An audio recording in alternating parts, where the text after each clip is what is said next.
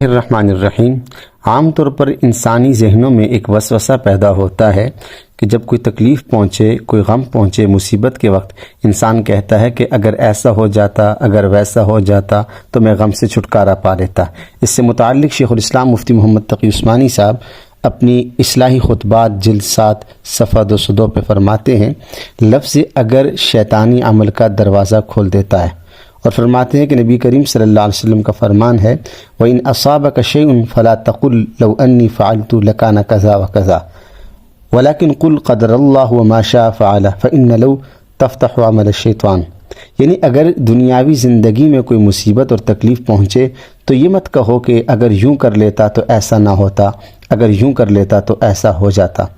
یہ اگر مگر مت کہو، بلکہ یہ کہو کہ اللہ تعالیٰ کی تقدیر اور مشیت یہی تھی، اللہ تعالیٰ نے جو چاہا وہ ہو گیا۔ اس لیے کہ یہ لفظ اگر شیطان کے عمل کا دروازہ کھول دیتا ہے۔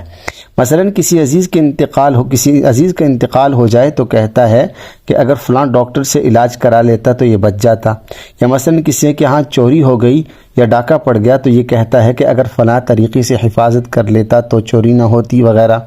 ایسی باتیں مت کہو، بلکہ یوں کہو کہ اللہ تعالیٰ کی تقدیر میں ایسا ہی ہونا مقدر تھا، اس لیے ہو گیا۔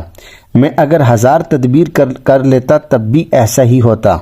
مقصد یہ ہے کہ جب اللہ تعالیٰ کسی بات کا فیصلہ فرما دیں اور اللہ تعالیٰ کے فیصلے کے مطابق کوئی واقعہ پیش آئے تو اب اس کے بارے میں یہ کہنا کہ یہ نہ ہوتا تو اچھا تھا، یا یہ کہنا کہ ایسا ہو جاتا، یہ کہنا اللہ کی تقدیر پر راضی ہونے کے خلاف ہے۔ ایک مومن سے مطالبہ یہی ہے کہ وہ اللہ تعالیٰ کی تقدیر پر اور اس کے فیصلے پر راضی رہے، اور اس تقدیر کے فیصلے پر اس کے دل میں شکایت پیدا نہ ہو، نہ دل میں اس کی برائی ہو، بلکہ دل و جان سے اس پر راضی رہے۔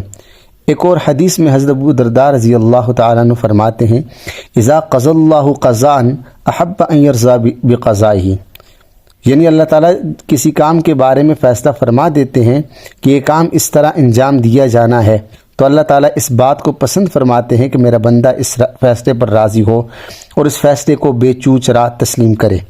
یہ نہ کہے کہ یوں ہوتا تو اچھا تھا۔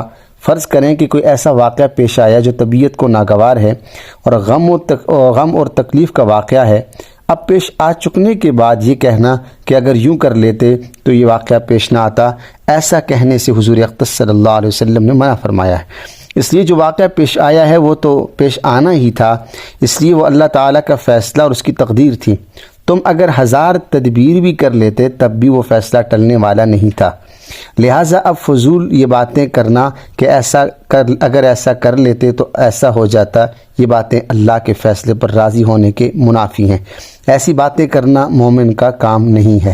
اللہ تعالیٰ سے دعا ہے اللہ تعالیٰ ہم سب کو اس طرح کے وساوس سے بچنے کی توفیق عطا فرمائے، آمین۔